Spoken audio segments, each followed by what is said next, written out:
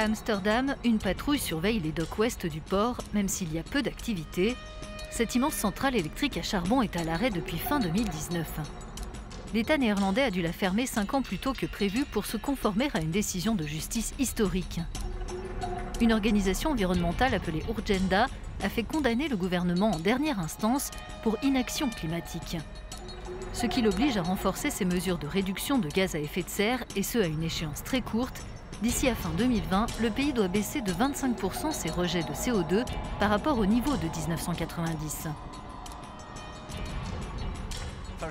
Il faut tenir ses promesses et cela vaut aussi pour les engagements sur le climat. La Cour suprême des Pays-Bas a rendu un jugement qui contraint le gouvernement néerlandais à réduire immédiatement les émissions nationales de CO2. Est-ce faisable d'ici à la fin de l'année? Pour le savoir, nous allons parcourir les Pays-Bas. Le mix énergétique néerlandais fait partie des pires en Europe. Seuls 7% de la consommation nationale sont couverts par des énergies renouvelables. On est loin de l'objectif des 20% fixé par l'Union européenne pour cette année. Cette femme incarne le changement dans le pays. Marjane Minesma dirige la fondation Urgenda, qui est à l'origine, avec 900 citoyens néerlandais, de cette victoire juridique contre l'État. L'heure tourne, le temps file. Qu'est-ce qui a été fait jusqu'à présent? Pas grand-chose, mais c'est plus que l'an dernier.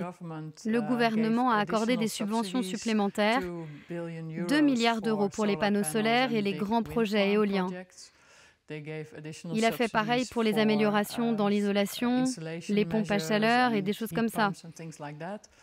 Il a promis une nouvelle législation qui vise à faire fonctionner les centrales à charbon à 25% de leur capacité, et ça c'est prévu pour octobre. Une échéance a été donnée, fin 2020. Le gouvernement s'y tiendra-t-il ou pas?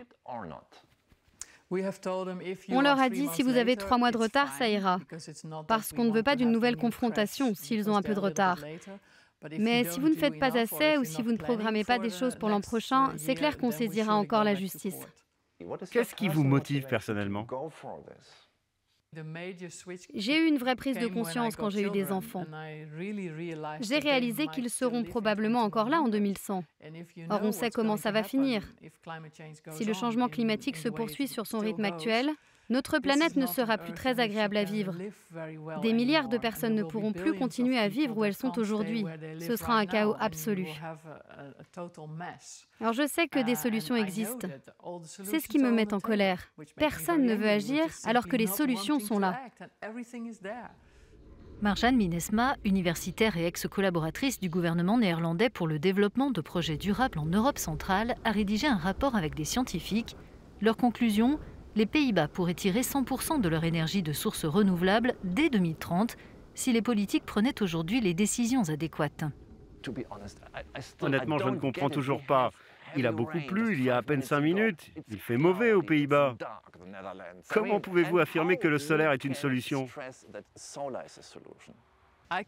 Je peux tirer plus d'énergie que nécessaire grâce à ces 2 séries de panneaux solaires pour alimenter toute ma maison et ma voiture électrique en partie. On a imaginé un scénario à l'échelle nationale. Si on installe des panneaux sur tous les toits et qu'on met des éoliennes en mer et en partie à terre, on aura assez d'énergie renouvelable pour alimenter tout le pays. Cela vaut beaucoup plus le coup de placer votre argent là-dedans que sur votre compte en banque. Distribuer aux agriculteurs et aux citoyens 1 million d'arbustes à planter pour réduire les émissions de CO2, c'est l'une des actions prévues dans l'accord conclu par Urgenda avec le gouvernement. Après leur condamnation par la Cour suprême, les législateurs ont décidé de reprendre de nombreuses propositions formulées par Marjane Minesma et ses collègues militants, dont l'accélération de la mobilité électrique. À partir de 2030, la vente de voitures neuves roulant au combustible fossile sera interdite dans le pays. Mais le jugement oblige à des actions à court terme. Maintenant, on roule à 100 km/h sur l'autoroute parce que le gouvernement a fait baisser la vitesse limite de 130 à 100 km/h à cause de notre action en justice. Cela fait partie des 30 mesures issues de notre plan que le gouvernement a retenu. Et cela permet d'éviter de rejeter dans l'atmosphère environ une demi-mégatonne de CO2 par an, mais il lui faut encore faire pareil pour 18 mégatonnes cette année. Le gouvernement néerlandais promet aujourd'hui de réduire de moitié les émissions nationales de CO2 d'ici à 2030 par rapport au niveau de 1990. Ce jour-là, Marjane Minnesma prend la direction du lieu le plus ensoleillé des Pays-Bas, l'île de Texel. Le ferry qui dessert l'île est un modèle hybride, principalement alimenté au gaz naturel. Il a été en partie conçu dans le cadre d'un programme européen qui vise à rendre ces navires plus respectueux de l'environnement. Il est un exemple des initiatives durables menées sur Texel, véritable laboratoire pour l'ONG de Marjane Minnesma. Texel est l'un des projets emblématiques d'Urgenda. On a testé nos principaux projets sur l'île. Ici, on a lancé de nombreuses initiatives qui ont été reproduites et développées dans le reste des Pays-Bas.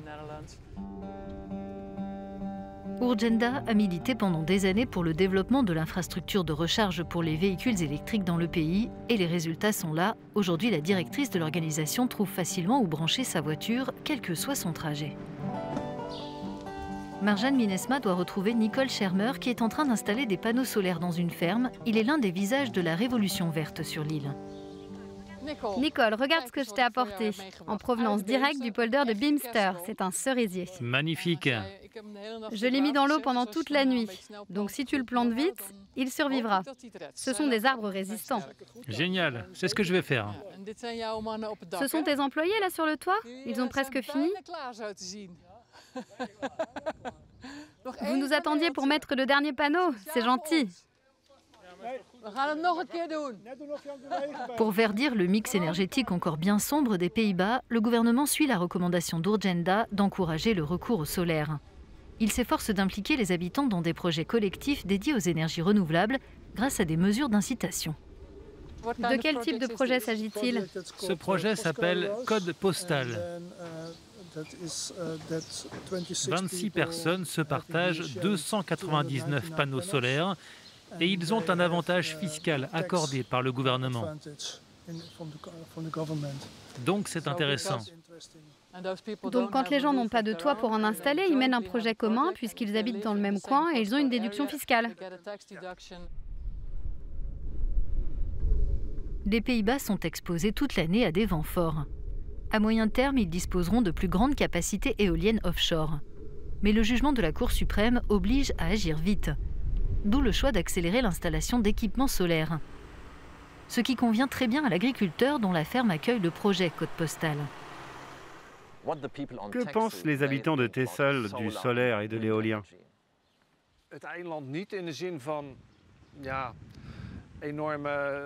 S'agissant des immenses éoliennes, les gens n'en veulent pas vraiment sur l'île. C'est une île magnifique et il y en a beaucoup qui pensent que ça dégrade le paysage. Mais les panneaux solaires, ça oui, on peut les installer sur tous les toits ou quasiment tous les toits sans que cela nuise au panorama.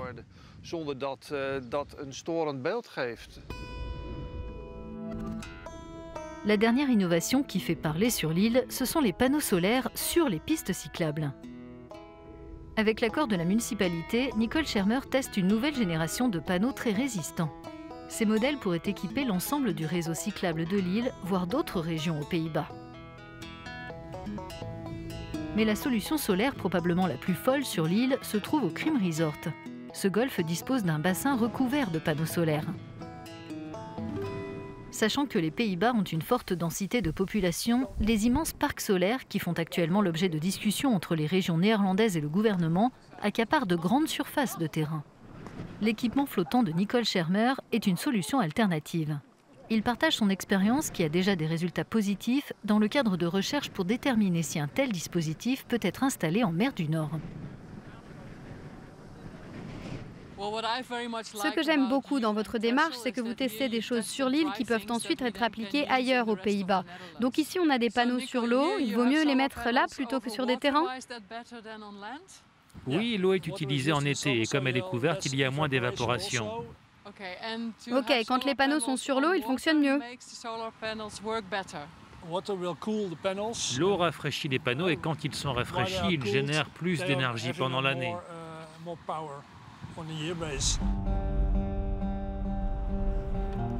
Avant de devenir un précurseur en technique solaire, Nicole Schermer travaillait dans l'horticulture. Alors qu'il s'apprête à planter dans son jardin le cerisier offert par Marjane Minnesma, il se souvient de l'époque où il partageait ses connaissances sur les plantes dans des régions au climat très chaud au Moyen-Orient. Mon expérience est incroyable d'une certaine manière. Là, je plante un arbre et il y a des années, je crée une pépinière en Irak. Là-bas, j'ai vu comment on produisait de l'énergie grâce au soleil et la quantité d'électricité qui pouvait être générée. Ça m'a ouvert les yeux et j'ai ramené cette idée aux Pays-Bas. Et maintenant, la boucle est bouclée.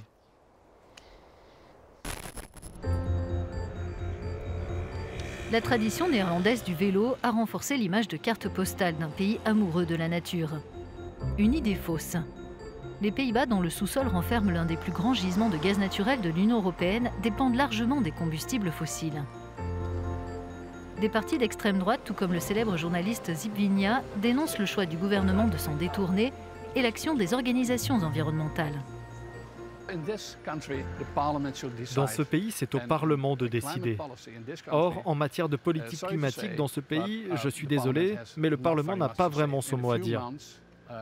Dans quelques mois, on va préparer les élections et on voit déjà que les grands partis politiques sont en train d'abandonner les principaux éléments de la politique climatique parce qu'elle n'est pas efficace et qu'elle coûte très cher. Les gens sont davantage intéressés par l'économie que par le changement climatique. Pourtant, dans les sondages, 3 Néerlandais sur 4 estiment que le changement climatique est un problème très grave.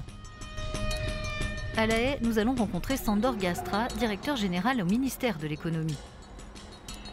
Ce monsieur climat du gouvernement essaie d'accélérer les politiques nationales de réduction des rejets de gaz à effet de serre.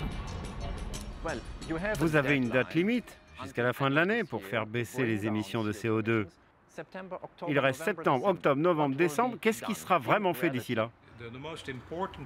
La mesure la plus importante, c'est de limiter la capacité des centrales à charbon aux Pays-Bas. Ce sera la mesure la plus forte qui sera prise pour atteindre notre objectif d'ici la fin de cette année. Cela veut dire qu'elles doivent réduire leur production de 2/3.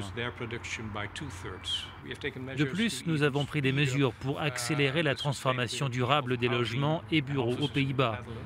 Pour vous donner un chiffre, nous avons octroyé 150 millions d'euros de subventions supplémentaires aux foyers et aux entreprises pour qu'ils rendent les logements et bureaux plus durables.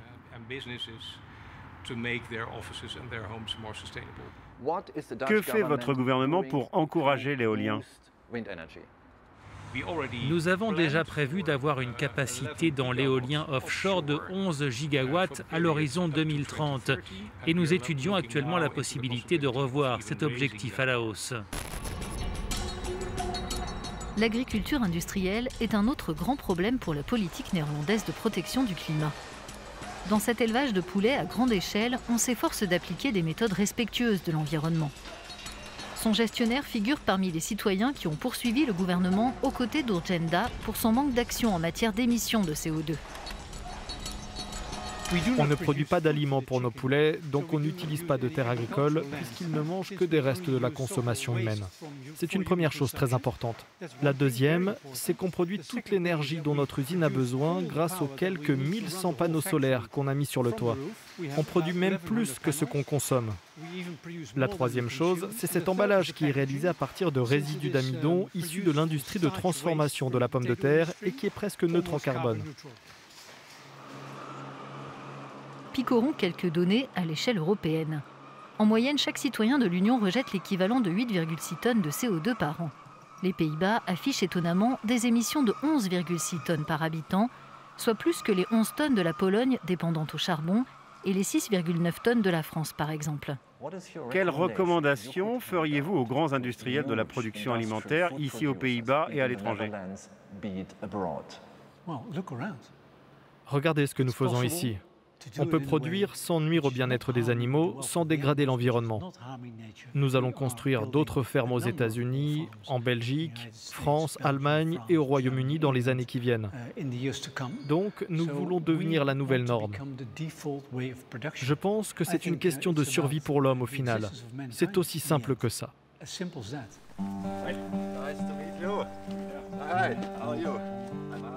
Bert Papot est éleveur de porcs. À la différence de bon nombre de ses collègues, il ne reproche pas à son gouvernement de forcer son secteur d'activité à freiner ses émissions de CO2 et d'azote, ni à la Commission européenne de vouloir verdir la politique agricole commune, une démarche qui pénaliserait l'élevage intensif. L'agriculteur est favorable à une réduction d'échelle de l'industrie agroalimentaire néerlandaise. Les éleveurs ont beaucoup de bêtes pour maintenir les coûts de production bas. On ne peut pas tous sortir de ce cercle vicieux. Dans le passé, on avait 450 truies reproductrices. Aujourd'hui, on en a seulement 25. Avant, on produisait trop de porc sans en obtenir un bon prix. On ne fera plus jamais ça. Pour les porcs, c'est une bonne chose, ce petit élevage qu'on a maintenant. Je crois que l'élevage à petite échelle, c'est le modèle pour l'avenir. Les grands élevages à l'ancienne, c'est dépassé.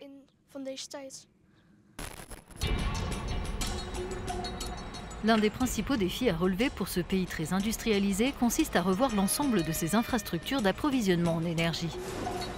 Alors que certains industriels se préparent à passer à l'hydrogène, cette usine de recyclage s'est mise à produire du biogaz. Elle vient de remporter le prix de l'entreprise néerlandaise la plus durable. Aujourd'hui, les industriels européens n'utilisent que 12% de matériaux recyclés. Une part que la Commission européenne espère faire augmenter dans le cadre de son pacte vert. On a gagné le prix de l'entreprise la plus durable du pays parce qu'ici, concrètement, on est capable de séparer les déchets organiques des autres déchets et d'en faire du biogaz. Et on est aussi capable de trier le plastique et de l'utiliser pour faire de nouvelles matières premières et de nouveaux produits. Et en triant les déchets organiques et plastiques, on est aussi en mesure de réduire les émissions de CO2. Chaque année, Omrin produit 9 millions de mètres cubes de gaz propre à partir de déchets organiques. Il sert ensuite de carburant pour les camions poubelles et il alimente des habitations de la région en énergie. Cette société fait partie d'un réseau d'entreprises situé dans un écoparc qui partage le même objectif, changer la donne grâce à des méthodes de production durables. C'est possible de réaliser ces changements très rapidement en travaillant ensemble, en améliorant l'innovation et en réunissant différents types d'organisations au niveau du gouvernement, dans l'industrie et dans l'éducation. Au sein de cet écoparc, on peut rassembler toutes les parties prenantes. Nous testons de nombreux matériaux et ainsi on peut vraiment réduire les déchets et améliorer leur recyclage.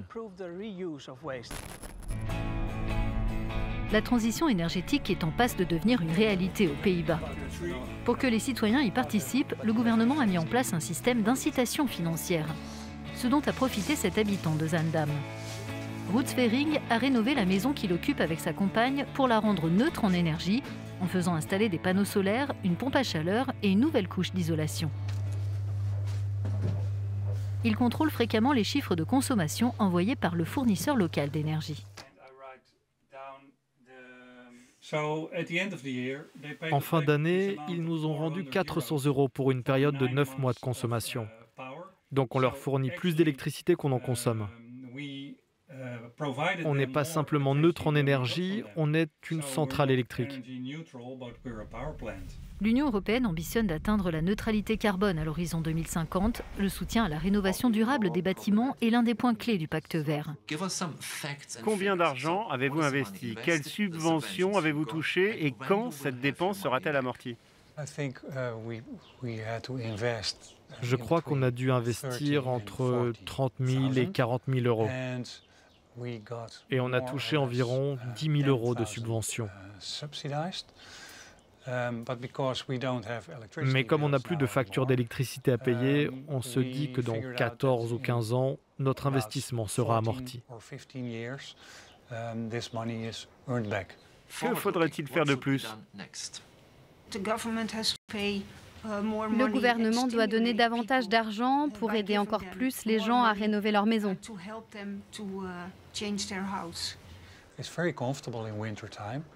Grâce à ce qu'on a fait, notre maison est plus agréable en hiver. Et puis le fait qu'on ne rejette plus de CO2, c'est mieux pour la planète. L'action menée par Urgenda a fait des émules dans le monde. Le climat sera-t-il sauvé par la justice? Si les juges des Pays-Bas ont obligé leur gouvernement à passer à la vitesse supérieure, leurs homologues allemands ont rejeté une requête similaire. En France, un jugement est attendu d'ici la fin de l'année.